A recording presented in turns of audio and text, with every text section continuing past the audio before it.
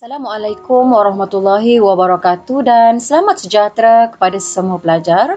Baiklah, pada kali ini kita akan mempelajari sejarah tingkatan 5 dan kita akan melihat bab 2 iaitu perlembagaan persekutuan.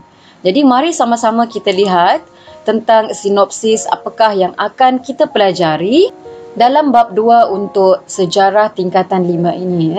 Okey, mari kita mulakan. Perlembagaan persekutuan merupakan dokumen undang-undang bertulis yang menjadi teras kepada sistem pemerintahan negara. Perlembagaan digubal berasaskan Undang-Undang Negeri Melayu yang sedia ada dan juga tambahan unsur baharu. Perlembagaan Persekutuan Malaysia mempunyai ciri tradisional dan juga ciri moden yang menjadikan perlembagaan di negara kita unik. Perlembagaan persekutuan berkuat kuasa seiring dengan kemerdekaan pada 31 Ogos 1957. Selepas itu, perlembagaan dipindah bagi menyesuaikan dengan keperluan semasa dalam negara kita. Apakah intipati pembelajaran yang akan kita kaji dalam bab 2 ini? Iaitu yang pertama ialah tentang latar belakang sejarah perlembagaan persekutuan. Seterusnya, sejarah penggubalan perlembagaan persekutuan. Yang ketiga, ciri utama dalam perlembagaan persekutuan. Manakala yang keempat ialah pindaan perlembagaan persekutuan 1963 dan 1965. Mari kita lihat apakah elemen kewarganegaraan dan nilai sivik yang akan pelajar perolehi dalam bab ini. Yang pertama ialah kepentingan mendaulatkan perlembagaan persekutuan.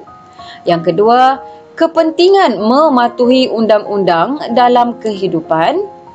Yang ketiga, kepentingan tanggungjawab rakyat bagi memelihara perlembagaan persekutuan. Seterusnya, yang keempat, kepentingan menjiwai semangat perlembagaan persekutuan.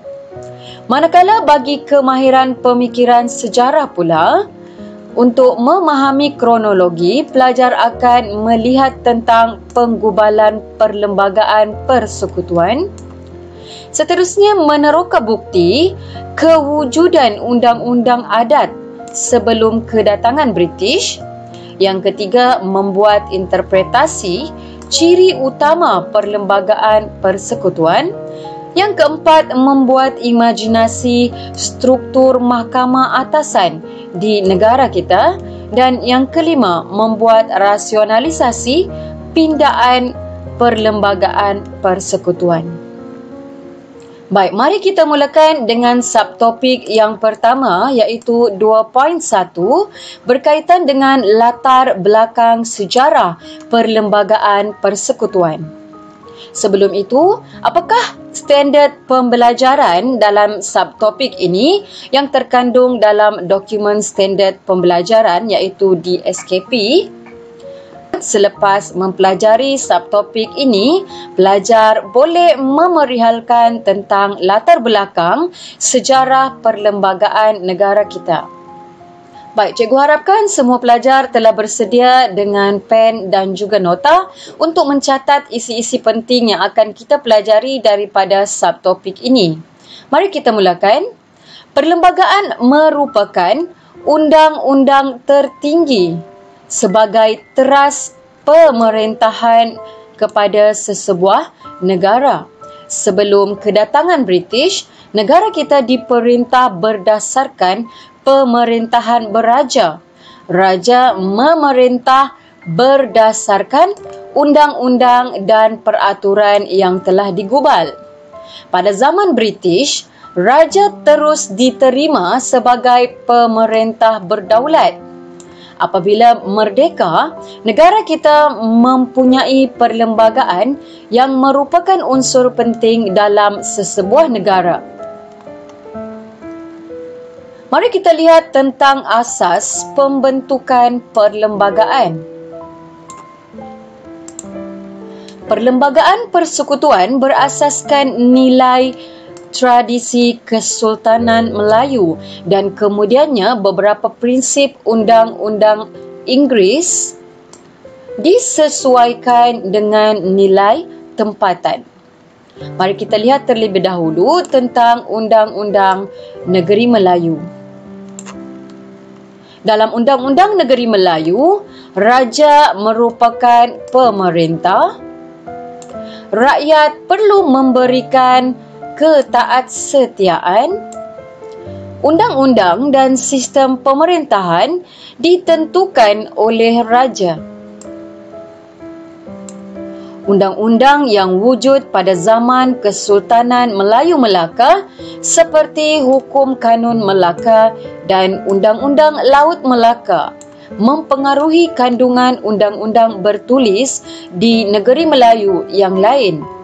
Antara undang-undang bertulis negeri Melayu termasuklah Hukum Kanun Pahang, Undang-Undang Kedah, Undang-Undang Johor dan Undang-Undang 99 Perak. Seterusnya, sebelum kedatangan kuasa barat, negara kita sudah mempunyai undang-undang dan adat Melayu yang mana berfungsi sebagai asas kepada perlembagaan, dan undang-undang ini juga menjadi panduan serta kawalan kepada raja dan pembesar dalam proses pemerintahan negara. Baik, jika pelajar melihat gambar di sini adalah merupakan gambaran kepada Hukum Kanun Melaka, sumber dari Perpustakaan Negara Malaysia. Kita teruskan. Undang-undang di negeri Melayu mengalami perubahan demi perubahan selaras dengan perkembangan masyarakat sehingga kemunculan dan pengenalan undang-undang dari barat sekitar awal abad ke-19. Di sini adalah gambaran kepada Hukum Kanun Pahang dan seterusnya ada Undang-Undang 99 Perak. Okey, ini adalah antara undang-undang negeri Melayu. Baik, mari kita lihat pula tentang undang-undang Inggeris. British memperkenalkan undang-undang di negeri-negeri selat yang dikenali sebagai Charter of Justice. Diambil daripada undang-undang yang digubal di England. Piagam terpilih bersesuaian dengan kegunaan negeri-negeri selat sahaja diguna pakai. Contohnya Charter of Justice 1807. Di Sarawak pula terdapat The Sarawak Application of Laws Ordinance 1949 yang menggunakan the Common Laws of England. Manakala di Sabah pula terdapat undang-undang yang sama disebut Sabah Application Laws Ordinance 1951. Seterusnya, pada zaman pentadbiran British, negeri-negeri selat iaitu Melaka, Pulau Pinang dan Singapura memperkenalkan undang-undang yang diambil dari England iaitu Charter of Justice.